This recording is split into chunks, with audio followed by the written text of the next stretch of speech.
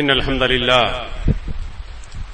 نحمده ونستعينه ونستغفره ونعوذ بالله من شرور أنفسنا ومن سيئات أعمالنا من يهده الله فلا مضل له ومن يضلل فلا هادي له وأشهد أن لا إله إلا الله وحده لا شريك له وأشهد أن محمدا عبده ورسوله أرسله بالهدى ودين الحق ليظهره على الدين كله ولو كره المشركون أما بعد فإن خير الحديث كتاب الله وخير الهدي هدي محمد صلى الله عليه وسلم وشر الأمور محدثاتها وكل محدثة بدعة وكل بدعة ضلالة وكل ضلالة في النار.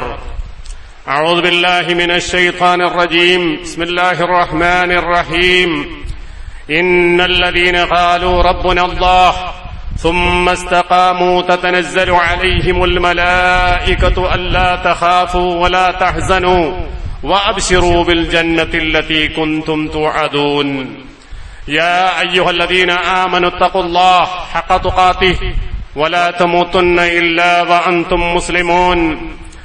يا أيها الناس اتقوا ربكم الذي خلقكم من نفس واحدة وخلق منها زوجها وبث منهما رجالا كثيرا ونساء واتقوا الله الذي تساءلون به والأرحام إن الله كان عليكم رقيبا.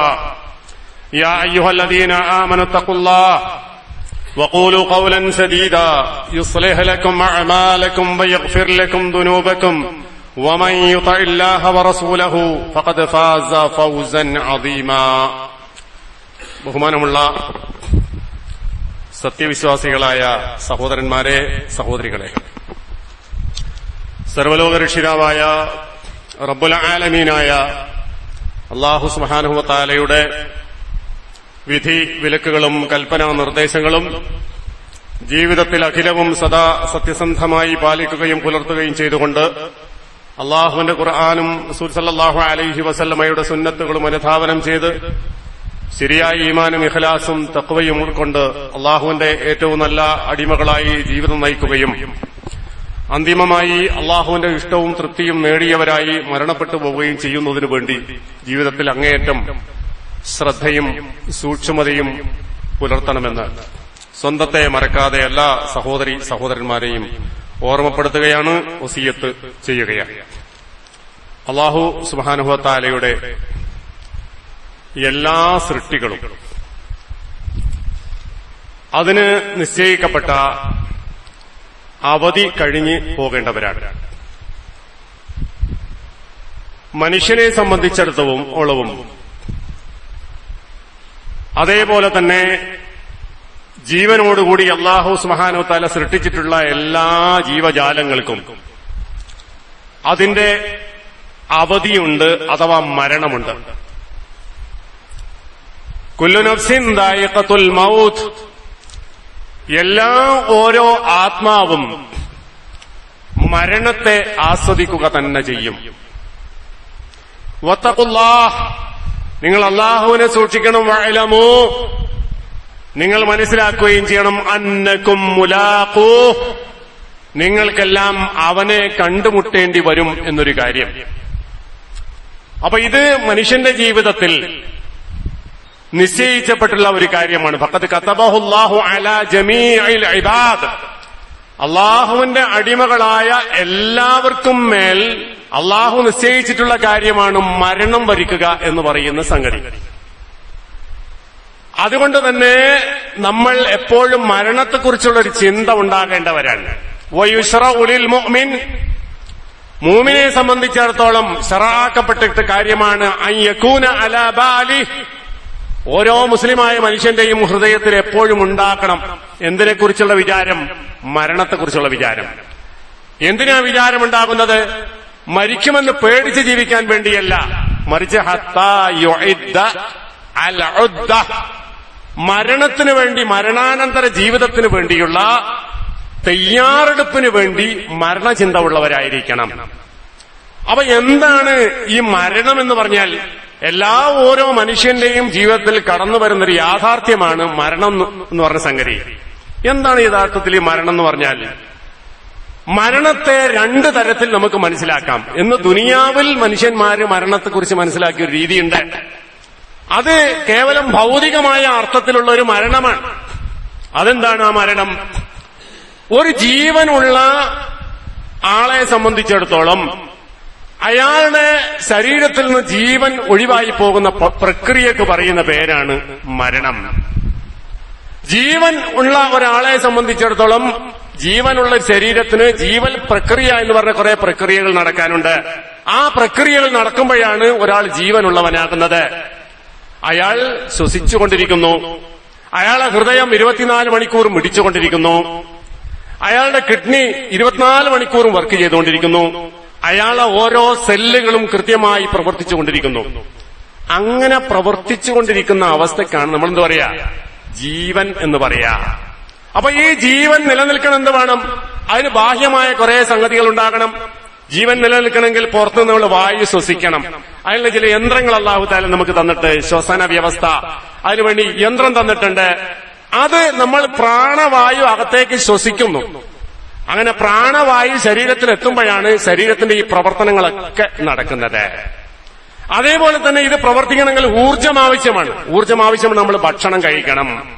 അപ്പൊ ഭക്ഷണം കഴിക്കാനുള്ള ജീവൻ നിലനിൽക്കാനുള്ള ഉപാധിയാണ്. അപ്പൊ ഇങ്ങനെയെല്ലാം കൂടിയിട്ടുള്ള ഒരു ചില സംഗതികളാണ് ജീവൻ എന്ന് പറയുന്നത്. ആ ജീവൻ ശരീരത്തിൽ നിന്ന് പുറത്തു പോവുക, അതിനാണ് മരണം എന്ന് പറയാ. അതാണ് ഭൗതികമായ അർത്ഥത്തിൽ മരണം എന്ന് പറഞ്ഞാൽ. അതായത് ആദ്യമായി നിലക്കുന്ന സംഗതി എന്താ? ശ്വാസം നിലക്കുക എന്നുള്ളതാണ്. ശ്വസനം പ്രക്രിയ നിലച്ചു പോവുക. അതുകൊണ്ടാണ് നമ്മൾ അന്ത്യശ്വാസം വലിച്ചു എന്ന് പറയാറുള്ളത്. അവസാനത്തെ ശ്വാസം വലിച്ചു, അഥവാ ശരീരത്തിലേക്കുള്ള ഓക്സിജന്റെ പ്രവാഹത്തെ നിലച്ചു. അതോടുകൂടി എന്തായി? ഹൃദയങ്ങൾ നിലച്ചു, അതുപോലെ തന്നെ ശ്വാസകോശം നിലച്ചു, മനുഷ്യന്റെ ബ്രെയിന് നിലച്ചു, കിഡ്നി നിലച്ചു, ആന്തരാവയവങ്ങളെല്ലാം നിലച്ചു. അപ്പം നിലച്ചു കഴിഞ്ഞാൽ പിന്നെന്തില്ല? അവന് ജീവനില്ല. ഈ നിലക്കുന്നതോടുകൂടി ആ നിലക്കുക എന്ന് പറയുന്ന സംഭവമാണ് യഥാർത്ഥത്തിൽ മരണം എന്ന് ഭൗതികമായ അർത്ഥത്തിൽ പറയുന്നത്. അങ്ങനെ ഒരാൾ മരിച്ചു കഴിഞ്ഞാലോ, അയാൾ ഏകദേശം ഒരു 24 മണിക്കൂർ കഴിയുമ്പോഴേക്കും അയാളെ ശരീരത്തിലേക്ക് വേറെ കുറെ ആൾക്കാർ പ്രവേശിച്ചു. അതിനെ വിഘടിപ്പിക്കുവാനും അതിനെ ഇല്ലായ്മ, അത് എല്ലും അതുപോലെ തന്നെ മാംസവും ഒക്കെ വേർതിരിച്ച് ദ്രവിപ്പിച്ച് ഇല്ലാതാക്കാൻ വേണ്ടിയുള്ള ചില പ്രവർത്തനങ്ങൾ അവിടെ നടക്കുന്നു. അങ്ങനെയാണ് നമ്മൾ കബറിൽ കൊണ്ടുപോയി വെക്കുന്നത്. അങ്ങനെ മണ്ണിലേക്ക് മനുഷ്യൻ ലയിച്ചു ചേരുന്നു. ഇതാണ് ഭൗതികമായ പ്രക്രിയ അനുസരിച്ച് മരണം എന്ന് പറഞ്ഞാൽ. എന്നാൽ ഇതല്ല യഥാർത്ഥത്തിൽ മരണം. മരണം എന്ന് പറഞ്ഞാൽ എന്താണ്? ജീവൻ പോകൽ മാത്രമല്ല, മറിച്ച് എന്താണ്? ആത്മാവ് വേർപെടലാണ്. ദീനിന്റെ കാഴ്ചപ്പാട് പ്രകാരം ഒരു ശരീരത്തിൽ നിന്നും ആത്മാവ് വേർപെട്ടു പോകുന്ന പ്രക്രിയക്കാണ് ദീനിന്റെ ഭാഷയിൽ മരണം എന്ന് പറയുക. ആത്മാവ് എന്ന് പറഞ്ഞാലും ജീവൻ എന്ന് പറഞ്ഞാലും അത് ഒന്നല്ല, അത് രണ്ടാണ്. എങ്ങനെയാണ് നമുക്ക് ആത്മാവ് എന്ന് പറയുന്നതും റൂഹ് എന്ന് പറയുന്നതും അല്ല, ജീവൻ എന്ന് പറയുന്നത് രണ്ടാണെന്ന് മനസ്സിലാക്കുക. ഒരാൾ മരിച്ചു എന്ന് നിങ്ങൾ സങ്കല്പിക്കുക. ഒരാൾ മരിച്ചു കഴിഞ്ഞു, മരണം വിധിക്കപ്പെട്ടു, ഡോക്ടർമാർ വന്നു, ഇയാൾ മരിച്ചു കഴിഞ്ഞിട്ടുണ്ട് എന്ന് വിധിച്ചു കഴിഞ്ഞാൽ പിന്നെ അയാളുടെ ചില ആന്തരാവയവങ്ങൾ എടുക്കാൻ നമുക്ക് പറ്റും. ഈ ആധുനിക കാലഘട്ടത്തിൽ അയാളെ കണ്ണ് നമുക്ക് എടുക്കാൻ പറ്റും, അയാളെ കിഡ്നി നമുക്ക് എടുക്കാൻ പറ്റും, അയാളെ ആന്തരികാവയവങ്ങൾ എടുക്കാൻ പറ്റും. എന്നിട്ട് ഈ സാധനം അതേപോലെ ജീവനുള്ള വേറൊരാൾക്ക് കൊടുത്താൽ അയാളുടെ ശരീരത്തിൽ വർക്കൗട്ടായി, അയാൾക്ക് ആഴ്ചയുള്ള കണ്ണായി, അയാളുടെ കിഡ്നി വർക്ക് ചെയ്തു. അപ്പൊ എന്താണ് മരിച്ചു കിടക്കുന്ന എന്ന് പറഞ്ഞാൽ മരിച്ചു എന്ന് ഉറപ്പിച്ചിട്ടുള്ള ഒരു വ്യക്തിയുടെ ആന്തരാവയവങ്ങൾ അയാളിൽ പ്രവർത്തിക്കുന്നില്ല, ആ മൃതദേഹത്തിൽ പ്രവർത്തിക്കുന്നില്ല. എന്നാൽ പുറത്തോ അത് പ്രവർത്തിക്കുന്നു, നിശ്ചിതമായ സമയത്തിനകം പ്രവർത്തിക്കുന്നു. എന്ന് പറഞ്ഞാൽ ആ സാധനത്തിന്റെ ജീവൻ അവസാനിച്ചിട്ടില്ല എന്നാണ് അർത്ഥം.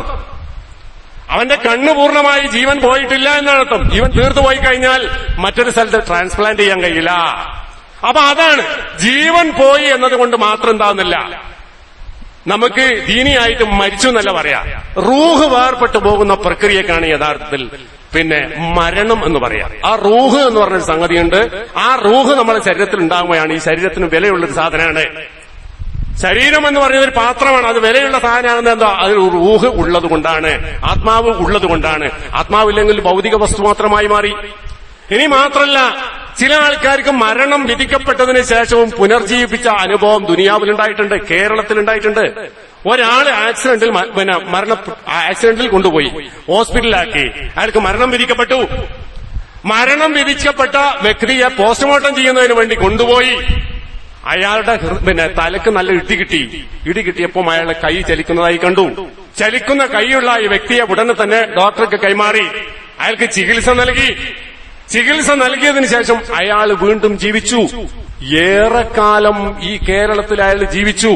അയാളെ കണ്ണിനൊരു തകരാറ് മാത്രം ബാക്കിയായിട്ടുള്ളൂ. വേറെയുള്ള എല്ലാ കാര്യങ്ങളും അയാൾ ചെയ്തു. അങ്ങനെ അയാൾ പിന്നീട് മരണപ്പെട്ടു പോയിട്ടുള്ള അനുഭവം ഈ കേരളത്തിന് മണ്ണിലുണ്ടായിട്ടുണ്ട്. അപ്പൊ എന്താണ് അവിടെ ഒരാൾ മരിച്ചു എന്ന് വിധിക്കണമെങ്കിൽ ഏറ്റവും ചുരുങ്ങിയത് ശ്വസിക്കാവുന്ന സംഭവമെങ്കിലും ഇല്ലാതാകണ്ടേ?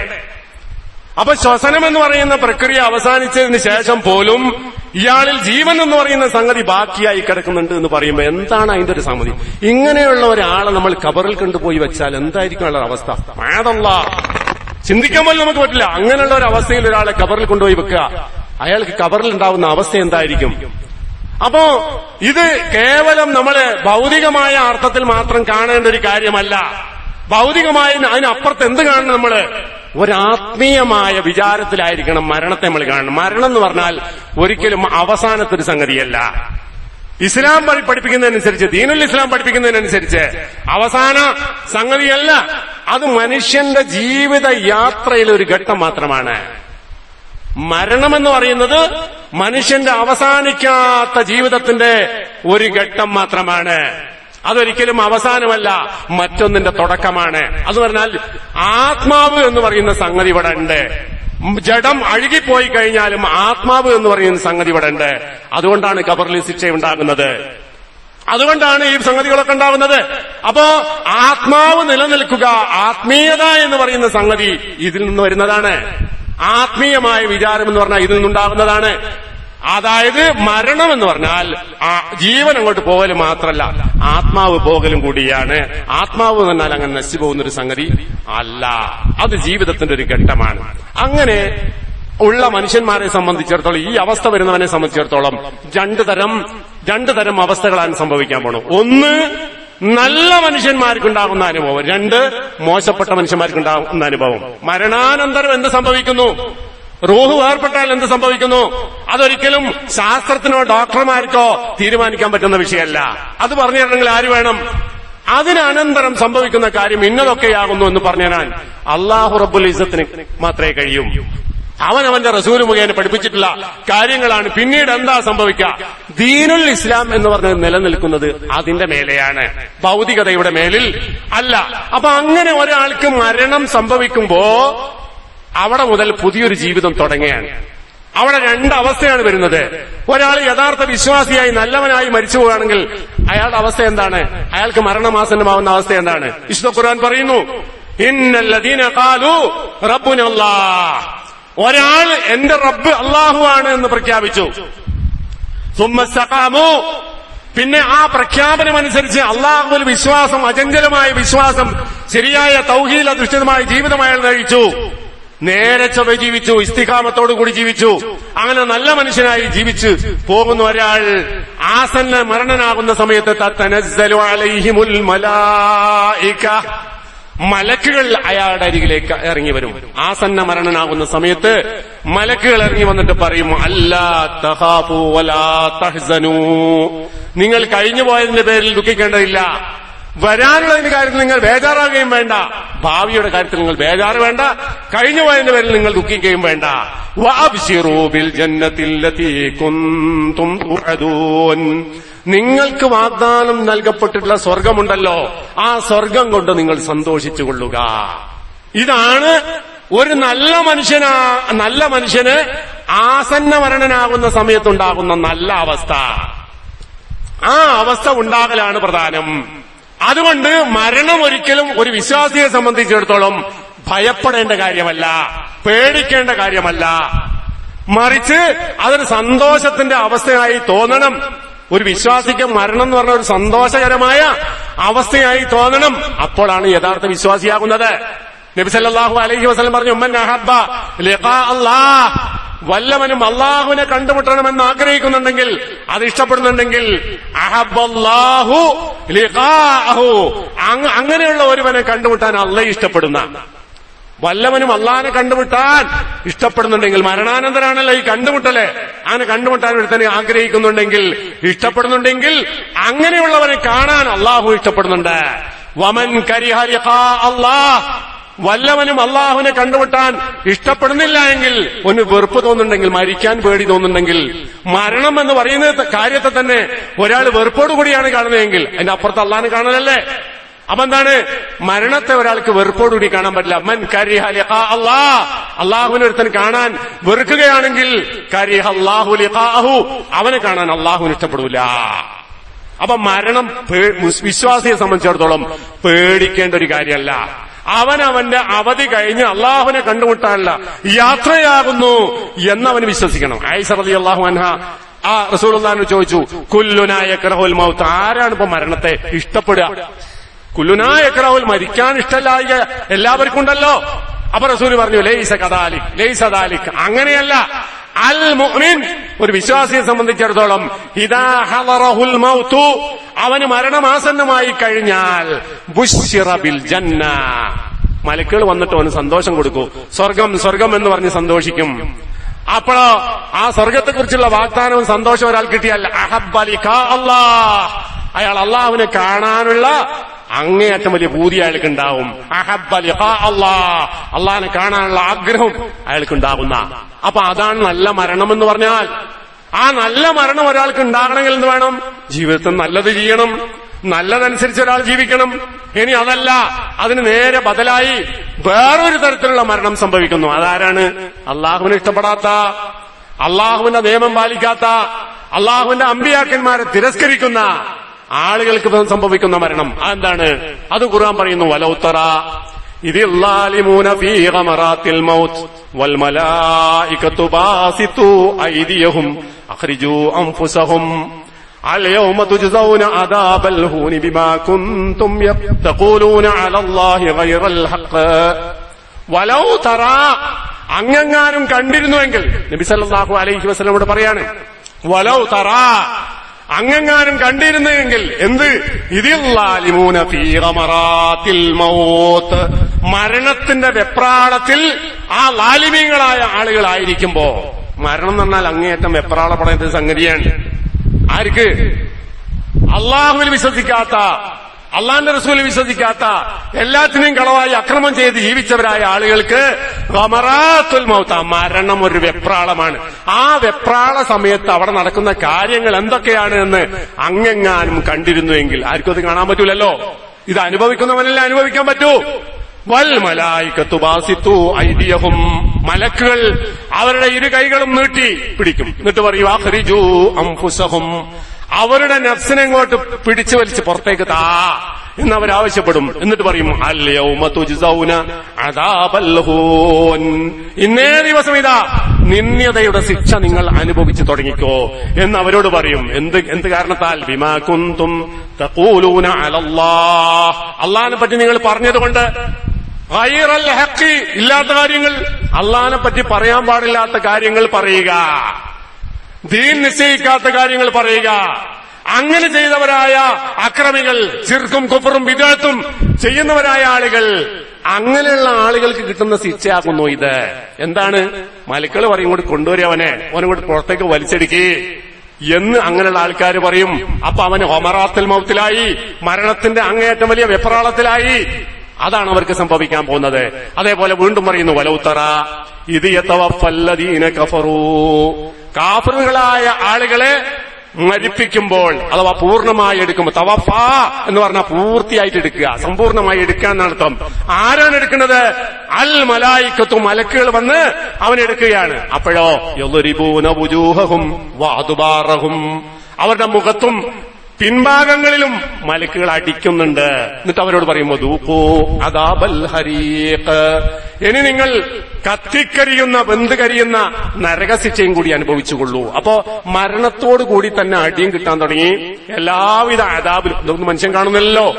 വലൗ തറാന്ന് പറഞ്ഞില്ലേ, അങ്ങെങ്ങാനും കണ്ടിരുന്നെങ്കിൽ കാണാൻ പറ്റോ? ആരും കാണുന്നില്ല, മലക്കിനെ ആരും കാണുന്നില്ല. അവിടെ എന്താ സംഭവിക്കുന്നത്? ആർക്കും പറയാനും കഴിയുകയില്ല. അതൊക്കെ നിഗൂഢമായി സംഭവിച്ചുകൊണ്ടിരിക്കുന്ന മനുഷ്യ ജീവിതത്തിൽ സംഭവിക്കാൻ പോകുന്ന കാര്യങ്ങളാണ്. അതോടുകൂടി മരണത്തോടുകൂടി വലിയ ശിക്ഷ അനുഭവിക്കുന്ന ഗതികേടാകുന്നു അങ്ങനെയുള്ളവരായ ആളുകൾക്ക് സംഭവിക്കാൻ പോകുന്നത്. ഖുൽ യതവഫാകും മലക്കുൽ മൗത്തില്ലദീ വുക്കില ബികും, നിങ്ങൾക്ക് വേണ്ടി ഏൽപ്പിക്കപ്പെട്ടവരായ മലക്കുകൾ നിങ്ങളെ മരിപ്പിച്ചു കൊണ്ടുപോകുന്ന സമയത്ത് ഖുൽ യതവഫാകും മലക്കുൽ മൗത്തില്ലദീ വുക്കില ബികും സുമ്മ ഇലാ റബ്ബികും തുർജഊൻ, അത് കഴിഞ്ഞാൽ മരിപ്പിച്ചു കഴിഞ്ഞാൽ കൊണ്ടുപോകും അള്ളാഹുവിന്റെ സന്നിധിയിലേക്ക് അവർ മടക്കപ്പെടും. അള്ളാന്റെ അടുക്കലേക്ക് ഒരു തിരിച്ചുപോക്കുണ്ട്. അതാ ഇന്നാ ലില്ലാഹി വ ഇന്നാ ഇലൈഹി റാജിഊൻ എന്ന് നമ്മൾ പറയുന്നതിനർത്ഥം അള്ളാഹുവിൽ നിന്നുണ്ടായത് അള്ളാഹിന്റെ സൃഷ്ടിയാണ്, അള്ളാഹുവിങ്കലേക്കാണ് നമ്മൾ മടങ്ങിപ്പോകേണ്ടത് എന്ന ഒരു വിചാരം, ഒരു ഓർമ്മ എല്ലാ സമയത്തും നമുക്കുണ്ടാകണം. ഹത്താ ഇദാ ജാഅ അഹദഹുൽ മൗതു, അങ്ങനെ അവർക്ക് ആർക്കെങ്കിലും ഒരാൾക്ക് മരണമാസന്നമായി കഴിഞ്ഞാൽ തവഫത്തുഹു റുസുലുനാ, നമ്മുടെ റസൂലുമാരെ വരെ പരിപൂർണമായി ഇങ്ങോട്ട് എടുക്കും. അഥവാ മലക്കൾ വന്നെടുത്തുകൊണ്ട് വഹും ലാ യുഫർരിതൂൻ, അവരതിൽ വീഴ്ചയും കാണിക്കൂല. അള്ളാഹ് എന്താണ് കൽപ്പിച്ചത് ആ കൽപ്പിച്ച കാര്യം അതേപോലെ നടപ്പാക്കുന്ന മലക്കളുണ്ട്. അപ്പൊ ഇങ്ങനൊരു സംഭവം മനുഷ്യന്റെ ജീവിതത്തിൽ വരാനുണ്ട്. അപ്പൊ രണ്ട് തരം ആൾക്കാരാ, ഒന്ന് നല്ലവരായ ആൾക്കാർ, മോശപ്പെട്ട ആൾക്കാര്. ഇനി നല്ലവരായ ആൾക്കാരത്തേക്ക് മലക്ക് വരുന്ന കാര്യം ഹദീസിൽ വന്നിട്ടുണ്ട്. യജീഉൽ മലക്കുൽ മൗത്ത്, മരിപ്പിക്കുന്ന മലക്ക് മരിക്കുന്നവന്റെ അടുക്കലേക്കും അങ്ങോട്ട് കടന്നു വരും. യജീഉൽ മലക്കുൽ മൗത്ത് ഹത്താ യഖൂദ ഇൻദ റഅസി, മരിക്കുന്ന വ്യക്തിയുടെ തലന്റെ അടുത്ത് അവിടെ ഇരിക്കും. എന്നിട്ട് ഫയഖൂൽ, പറയും അയ്യുഹൻ നഫ്സു ത്വയ്യിബ, നല്ലവനായ മനുഷ്യന്റെ ആത്മാവേ, അഖ്രിജി ഇലാ മഗ്ഫിറത്തിൻ മിനല്ലാഹ്, അള്ളാഹുവിന്റെ പാപമോചനത്തിലേക്ക് ദാ കടന്നു വന്നോ, വരിദ്വാൻ, അള്ളാഹുവിന്റെ തൃപ്തിയിലേക്ക് നീ വന്നോ ഇന്ന് മരിക്കുന്ന വ്യക്തിയുടെ ആ റൂഹ് ആത്മാവ് പിടിക്കുന്ന സമയത്ത് മലക്കുകൾ പറയും. അപ്പൊ എന്താണ് ഉത്തരം? എന്താണ് അവരുടെ പ്രതികരണം? ഫതഖ്റുജു, അപ്പൊ ആ ആത്മാവ് അങ്ങോട്ട് പുറത്തേക്ക് കടക്കുന്നു. എങ്ങനെ? തസീലു കമാ തസീലുൽ ഖത്രതു മിൻ ഫിൽ അസ്ഖാ, വെള്ളം കുടിക്കാൻ ഉപയോഗിക്കുന്ന വെള്ളപ്പാത്രത്തിന്റെ മുഖത്ത് നിന്ന് വെള്ളം താഴേക്ക് ഒഴുകുന്നത് പോലെ ലോലമായി വളരെ പിന്നെ ലളിതമായ രീതിയിൽ ആ ശരീരത്തിൽ നിന്നും ആത്മാവ് ഇങ്ങനെ താഴോട്ടിറങ്ങും. ഒരു ബുദ്ധിമുട്ടില്ലാതെ നല്ലവന്മാരായ മനുഷ്യന്മാരെ, തൊയ്യമായ മനുഷ്യന്റെ ആത്മാവ് ഇറങ്ങും. ഫയഖുദുഹാ മിനൽ അർളി, ഭൂമിയിൽ നിന്നും മലക്കൾ അതിനെ പിടിക്കും. ഫയസ്അദൂന ബിഹാ ഇലാ സമാഇദ് ദുനിയാ, ആകാശത്തിലേക്ക് കയറി പോകുന്ന. 7ാം ആകാശം കഴിഞ്ഞിട്ട് പിന്നെ അല്ലാഹു തആല അവരെ തിരിച്ചുവിടും ഇങ്ങോട്ട് കബറിലേക്ക് തന്നെ. ഇതാണ് നല്ലവരായ ആത്മാക്കൾക്ക് കിട്ടുന്ന വളരെ സുന്ദരമായ ഒരു അവസ്ഥ എന്ന് പറഞ്ഞാൽ. ഇനി അതേപോലെ നേരെ തിരിച്ചാണെങ്കിലോ അവർക്കുണ്ടാകുന്ന എന്താ? ദുഖിറ ഫിൽ കാഫിർ, കാഫിറായ ഒരു മനുഷ്യനാണ് മരിക്കുന്നതെങ്കിലോ ആ ഉഖ്റുജി, അവനോട് പറയും, ആത്മാവിനോട് പറയും പുറത്തിറങ്ങാൻ. ഉഖ്റുജി അയ്യത്തുഹർ റൂഹുൽ ഖബീസ, വൃത്തികെട്ട ആത്മാവിന്റെ ഉടമേ പുറത്തേക്കിറങ്ങ്. കാനത്ത് ഫീ ജസദിൽ ഖബീസ്, അത് വളരെ വൃത്തികെട്ട ശരീരത്തിലായിരുന്നു ഉണ്ടായിരുന്നത്. വളരെ വൃത്തികെട്ട ശരീരത്തിലുള്ള വൃത്തികെട്ട ആത്മാവെ പുറത്തിറങ്ങൂ. ആഖിരിജി, നീ ഇറങ്ങിക്കോ. ഇലാ സഖ്തിൻ മിനല്ലാഹ്, അള്ളാഹുവിന്റെ സഖ്തിലേക്കും ഖളബിലേക്കും ഇറങ്ങി വന്നോ. ഓൻ പോകുന്നതന്നെ അങ്ങോട്ടാ, അള്ളാഹുവിന്റെ ശാപകോപങ്ങളിലേക്കായിരിക്കും അവൻ ഇറങ്ങുന്നത് തന്നെ. അപ്പോ ഇറങ്ങാൻ പറയുമ്പോ ഇറങ്ങൂല. തതഫറഖു റൂഹുഹു ഫീ ജസദി, അവന്റെ ശരീരത്തിൽ ഇതുപോലെ റൂഹ് ഓടി നടക്കുന്ന. ഇറങ്ങാൻ പറഞ്ഞാൽ ഇറങ്ങാൻ കഴിയാതെ അതിന്റെ ബുദ്ധിമുട്ടുകൾ മനസ്സിലാക്കിയതുകൊണ്ട് പുറത്തേക്ക് ഇറങ്ങിയല്ല, ശരീരം മുഴുവൻ ഇങ്ങനെ രക്ഷപ്പെടാൻ വേണ്ടിയിട്ട് ഓടി നടക്കും ആത്മാവ്. അപ്പോഴാ മിൻഹു കമാ യൻതസിഉ സഫൂദു മിനസ് സൂഫിൽ മബ്ലൂൽ, നനഞ്ഞ രോമങ്ങൾ, കടയാൻ ഉപയോഗിക്കുന്ന നനഞ്ഞ രോമങ്ങളിൽ നിന്നും കടയാൻ ഉപയോഗിക്കുന്ന ആ സാധനം പിടിച്ച് വലിക്കുന്നത് പോലെ അവന്റെ ശരീരത്തിൽ നിന്ന് അവിടുന്ന് ഇവിടുന്നൊക്കെ പഞ്ഞിക്കെട്ടുകൾ അവിടെ ഇവിടെ കെട്ടിക്കുടുങ്ങി കിടക്കുന്നുണ്ടാവും. പുറത്തേക്ക് വരാൻ പേടിയുണ്ടാവും. അങ്ങനെയുള്ള ഒരവസ്ഥയിൽ ശരീരത്തിന്റെ ഭാഗങ്ങളിൽ നിന്നും മലക്കുകൾ അവന്റെ ആത്മാവിനെ വലിച്ചൂരി പുറത്തേക്ക് വലിക്കും. ഇതാണ് അവന് ഉണ്ടാകാൻ പോകുന്ന അനുഭവം എന്നാണ്. അപ്പൊ ഈ രണ്ട് അനുഭവം നമ്മുടെ മുമ്പിലുണ്ട്. ഈ രണ്ടാലൊരു അനുഭവം ഇല്ലാതെ ഒരാൾക്കും ദുനിയാവുന്ന് അടുത്ത ലോകത്തിലേക്ക് പോകാൻ കഴിയില്ല. എന്നുള്ളൊരു ഓർമ്മ നമുക്കൊക്കെ ഉണ്ടാകണം. അതുകൊണ്ട് നമ്മുടെ ജീവിതത്തിൽ എപ്പോഴും നിലനിർത്തേണ്ട കാര്യമാണെന്ത്? നബി സല്ലല്ലാഹു അലൈഹി വസല്ലം പറഞ്ഞല്ലോ, അക്സിറൂ ദിക്റ ഹാദിമിൽ ലദ്ദാത്ത്, എല്ലാ ലദ്ദത്തുകളെയും എല്ലാ സുഖ സംഭോഗങ്ങളെയും മുറിച്ചു കളയുന്ന, ഖത്വ് ചെയ്ത് കളയുന്ന ഒരു മരണം നിങ്ങൾക്ക് വരാനുണ്ട്. അത് നിങ്ങൾ ധാരാളം ഓർത്തോ. അക്സിറൂ, നിങ്ങൾ ധാരാളമായി ദിക്ർ, അതിന്റെ ഓർമ്മ നിങ്ങൾക്കുണ്ടാകണമെന്ന. ഫഇന്നഹു ലം യദ്കുറുഹു അഹദുൻ ഫീ ലീഖിൻ മിനൽ ഐസി. അങ്ങനെ ഓർക്കുന്നത് രണ്ട് കൂട്ടരായിരിക്കല്ലോ. ഒന്ന് സമ്പന്നനായ ആളായിരിക്കും, മറ്റേ മഹാപാവപ്പെട്ടവനായിരിക്കും. രണ്ടാള് അതിനെക്കുറിച്ച് ആലോചിച്ചാലും ഗുണമെന്നാണ്. ഫഇന്നഹു ലം യദ്കുറുഹു അഹദുൻ, ഒരാളും മരണത്തെ ഓർക്കുന്നില്ല. ഫീ ലീഖിൻ മിനൽ ഐസി, അവൻ വളരെ പരുക്കമായ ജീവിതത്തിലാണ് ജീവിക്കുന്നത്. അവൻ ദാരിദ്ര്യത്തിലാണ്, കഷ്ടപ്പാടിലാണ്. അങ്ങനെ ജീവിക്കുന്നവൻ മരണത്തെ ഓർത്താൽ ഇല്ലാ വസഹു അലൈ, മരണചിന്ത അവന് വിശാലത തരുന്നതാണ്. വളരെ പാവപ്പെട്ടവനാണ്, കഷ്ടപ്പെടുന്നതാണ്, രണ്ടട്ടം കൂട്ടിമുട്ടിക്കാൻ വളരെ പ്രയാസപ്പെടുന്നവൻ, ഞെരുങ്ങുന്നവനാണ്. പക്ഷേ എന്തേത് ഞെരുക്കങ്ങൾ ഉണ്ടായിരുന്നാലും ശരി, മരണാനന്തരം വരാനുള്ള മഹത്തായ സൗഭാഗ്യത്തെക്കുറിച്ച് ഓർമ്മയുള്ള ഒരാൾക്ക് ഇതെന്ത്, ഈ കഷ്ടപ്പാട് എന്ത് എന്നൊരു വിചാരത്തിലും വിശാലത കിട്ടും അയാൾക്ക്. ഇനി നേരെ തിരിച്ചാണെങ്കിലോ, വലാ ദകറഹു ഫീ സഅതിൻ, വലിയ വിശാലതയിൽ ജീവിക്കുന്ന ആളാണെങ്കിലോ, വലിയ കൊട്ടാരങ്ങളിൽ ജീവിക്കുന്ന ആളാണ്, വായിൽ വെള്ളിക്കരണ്ടിയുമായി ജനിച്ചവനാണ്, ജീവിതത്തിൽ സുഖസൗകര്യങ്ങൾക്ക് യാതൊരു പഞ്ഞവുമില്ല. അങ്ങനെയുള്ള ഒരാളാണ് മരണത്തെ ഓർക്കുന്നതെങ്കിലോ, ഓനും ഓർക്കാനുള്ള ആ മരണം എന്ന് പറഞ്ഞാൽ ദുനിയാവ് അവിടെ തീരുന്നതല്ല. ഇല്ല വയ്യഖഹ അലൈ, അവനെ കിട്ടിയിട്ടുള്ള സകല സൗഭാഗ്യങ്ങൾ എത്ര നിസ്സാരമാണെന്ന് തോന്നും. എങ്ങോട്ട് നോക്കുമ്പോ? പരലോകത്തിലേക്ക് നോക്കുമ്പോ, സ്വർഗത്തിലേക്ക് നോക്കുമ്പോ, കാലാകാലം ജീവിക്കേണ്ട സ്വർഗത്തിലേക്ക് അവൻ നോക്കുമ്പോ അവന്റെ ശ്രദ്ധ പോകുമ്പോ ദുനിയാവിൽ അവന് കിട്ടിയിട്ടുള്ള ഈ സൗഭാഗ്യങ്ങൾ എന്താ? ലോകത്ത് മുഴുവനും ആളുകളും വലിയ വലിയ സമ്പത്തും എല്ലാം കുന്നുകൂടിയവനാണ്. പക്ഷെ പറഞ്ഞിട്ട് കാര്യമില്ല, അതൊക്കെ എന്താണ്? ദുനിയാവിലെ നിസ്സാരങ്ങളായ സംഗതിയാണ് എന്ന് അയാൾക്ക് ബോധ്യപ്പെടുന്ന ഈ ഒരു സംഗതിയാണ് എന്തുകൊണ്ട് നമുക്ക് ഉണ്ടാകേണ്ടത്? മരണചിന്ത എന്നതുകൊണ്ട് നമ്മുടെ ജീവിതത്തിൽ ഉണ്ടാകേണ്ടത്. നബി സല്ലല്ലാഹു അലൈഹി വസല്ലം ഒരു ഹദീസിൽ പഠിപ്പിച്ചിട്ടുണ്ട്. ഇബ്നു ഉമർ റളിയല്ലാഹു തആല അൻഹു അന്നഹു ഖാൽ, ഇബ്നു ഉമർ റളിയല്ലാഹു അൻഹു പറഞ്ഞു, അതൈതു നബിയ സല്ലല്ലാഹു അലൈഹി വസല്ലം, ഒരവസരത്തിൽ ഞാൻ റസൂലുള്ളാഹിന്റെ അടുക്കൽ ചെന്നു.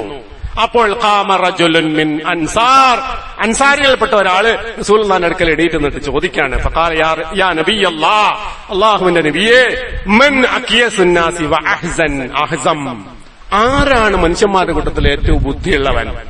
കയ്യിസാരാണ്? ആരാണ് ഏറ്റവും ബുദ്ധിയും വിവരവും ഉള്ളവൻ? ആരാണ്? ഫഖാല, അപ്പൊ നബി സല്ലല്ലാഹു അലൈഹി വസല്ലം പറഞ്ഞ എന്താ? നല്ല വലിയ ശാസ്ത്രജ്ഞന്മാരാണ്, വലിയ വലിയ ഡോക്ടർമാരാണ്, മറ്റേ എഞ്ചിനീയർമാരാണ് ഒന്നുമല്ല. റസൂൽ പറഞ്ഞെടുത്ത എന്താണ്? ഫഖാല അക്സറുഹും ദിക്റൻ ലിൽ മൗത്ത്, മരണത്തെക്കുറിച്ച് ഏറ്റവും അധികം ചിന്ത ആർക്കാളുള്ളത്? ഓനാണ് നല്ല ബുദ്ധിമാൻ. കാരണം ഓനറിയാം മരണചിന്ത ഉണ്ടെന്ന് പറഞ്ഞാൽ അതിന്റെ അപ്പുറത്തേക്ക് ചിന്തിക്കണോനവന്. അതാണ് അതിന്റെ അർത്ഥം. വഅശദ്ദുഹും ഇസ്തിഅദാദൻ ലിൽ മൗത്ത്, മരണത്തെക്കുറിച്ച് ചിന്തിക്കുക മാത്രമല്ല, മരണത്തിന് വേണ്ടി ജീവിതത്തെ തയ്യാറാക്കി വെക്കുന്നവനുമാണ്. ദുനിയാവിന് വേണ്ടി തയ്യാറാക്കല്ല, മരണാനന്തരമുള്ള ജീവിതത്തിന് വേണ്ടി ജീവിതത്തെ തയ്യാറാക്കി വെക്കുന്നവനുമാണ് ബുദ്ധിയുള്ളവൻ. ഖബല നുസൂലിൽ മൗത്ത്, എപ്പോഴാ തയ്യാറാക്കേണ്ടത്? മരിക്കുന്നതിന് മുമ്പ്, മരണം എത്തുന്നതിന് മുമ്പ്, മരിക്കുന്ന സമയത്തല്ല. അതിന് അവിടെ നോക്കിയിട്ട് കാര്യമില്ല, മരണം എത്തുന്നതിന് മുമ്പേ ഈ ചിന്ത ഒരാൾക്ക് ഉണ്ടാകണം. അപ്പോഴേ എന്തുള്ളൂ അതിനുവേണ്ടി തയ്യാറെടുക്കാൻ ഒരാൾക്ക് കഴിയുകയുള്ളൂ. ഉലൈക ഹുമുൽ അഖിയാസ്, അവരാണ് ബുദ്ധിമാന്മാർ. ഈ ചിന്ത ഉള്ളവനാണ് ബുദ്ധിമാന്മാർ. ദഹബു ബിശറഫി ദുനിയ, അങ്ങനെയുള്ള മരണചിന്ത ഉള്ള ഒരാൾ ദുനിയാവിന്റെ എല്ലാ നേട്ടങ്ങളുമായിട്ടാവും പോണത്. പിന്നെയോ വകറാമത്തിൽ ആഖിറ, ആഖിറത്തിന്റെ എല്ലാ കറാമത്തും അയാൾക്കാണുള്ളത്. അപ്പൊ ദുനിയാവുള്ളതും ആഖിറത്തുള്ളതും ആർക്കാണ്? ഈ മരണചിന്ത ജീവിതത്തിൽ നിത്യമായി കാത്തുസൂക്ഷിക്കുന്നവരായ ആളുകൾക്കുള്ളതാണ്. എന്ന് പറഞ്ഞാൽ മരിക്കാനുള്ള ചിന്ത എന്നുള്ള എന്തിനുള്ള ദുനിയാവിലൊന്നും ചെയ്യേണ്ടെന്നല്ല, പേടിച്ചിട്ട് നാളെ മരിച്ചു പോകല്ലോ എന്ന് ബേജാർച്ച, അങ്ങനെയല്ല. മരണം എന്ന് പറഞ്ഞാൽ എപ്പം വരികയാണെങ്കിലും അത് രണ്ട് കൈയും കൂട്ടി സ്വീകരിക്കുവാനും അടുത്ത ലോകത്തേക്ക് അള്ളാഹുവിനെ കാണാനുള്ള ആ താല്പര്യത്തോടു കൂടി പോകാനും ഒരാൾക്ക് കഴിയുമ്പോഴാണ് യഥാർത്ഥ മുഅ്മിനായി തീരുന്നത്. വേറുള്ള കാര്യങ്ങൾ ഈ ദുനിയാവൊക്കെ ഒന്നും നാളെയായിട്ട് അവസാനിക്കും. ഇവിടെ സുഖവും സൗകര്യങ്ങളും ദുഃഖവും വ്യസനങ്ങളും ഒക്കെ ഒരു നിമിഷത്തിൽ അവസാനിക്കും. അതൊക്കെ കയറിക്കഴിഞ്ഞാൽ 90 കൊല്ലത്തേക്കേ ഉള്ളൂ. അതിന്റെ അപ്പുറത്തേക്കൊന്നും ഉണ്ടാവില്ല. അവിടെ കഴിഞ്ഞാൽ കാലാകാലം വരുന്നൊരു ജീവിതമുണ്ട്. ആ ജീവിതമാണ് നമ്മുടെ മുമ്പിലുള്ള ഏറ്റവും പ്രധാനപ്പെട്ട ലക്ഷ്യം. അതൊരിക്കലും നമ്മൾ ജീവിതം കൊണ്ടോ ജീവിത പ്രവർത്തനങ്ങൾ കൊണ്ടോ പാഴാക്കുന്ന അവസ്ഥ ഉണ്ടാക്കാൻ പാടില്ല. അല്ലാഹു സുബ്ഹാനഹു വ തആല ഈ പറഞ്ഞ നിർദ്ദേശങ്ങൾക്കൊക്കെ വിധേയമായി ഖുർആന്റെ അടിസ്ഥാനത്തിൽ സുന്നത്തിന്റെ അടിസ്ഥാനത്തിൽ കാര്യങ്ങൾ ബോധ്യപ്പെട്ട് മുന്നോട്ട് ജീവിക്കുവാനുള്ള സന്മനസ് നമുക്കെല്ലാം തന്ന് അനുഗ്രഹിക്കുമാറാവട്ടെ. അഖൂലു ഖൗലി ഹാദാ അസ്തഗ്ഫിറുല്ലാഹ ലീ വലക്കും ഫസ്തഗ്ഫിറൂഹു ഇന്നഹു ഹുവൽ ഗഫൂറുർ റഹീം.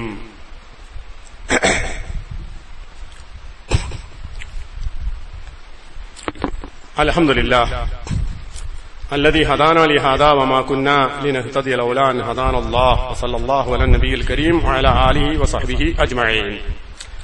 ഒരിക്കൽ കൂടി അല്ലാഹുവിനെ സൂക്ഷിച്ചുകൊണ്ട് ജീവിക്കണമെന്ന് ഞാൻ ഉണർത്തുകയാണ്, വസിയത്ത് ചെയ്യുകയാണ്. രണ്ടാമത്തെ ഖുത്ബയിലൂടെ സൂചിപ്പിക്കാനുള്ളത്, നമ്മൾ ലോകത്തിലെ മുസ്ലിമീങ്ങൾ ഒന്നടങ്കം ഈ മാസമാണ് കഴിഞ്ഞാൽ റമളാനെ വരവേൽക്കാനുള്ള ഒരു ആഗ്രഹത്തിലാണ്, താല്പര്യത്തിലാണ്. അത് നമ്മുടെ ജീവിതത്തിലെ വലിയൊരു വികാരമാണ്, റമളാനെ വരവേൽക്കുക എന്നുള്ളത്.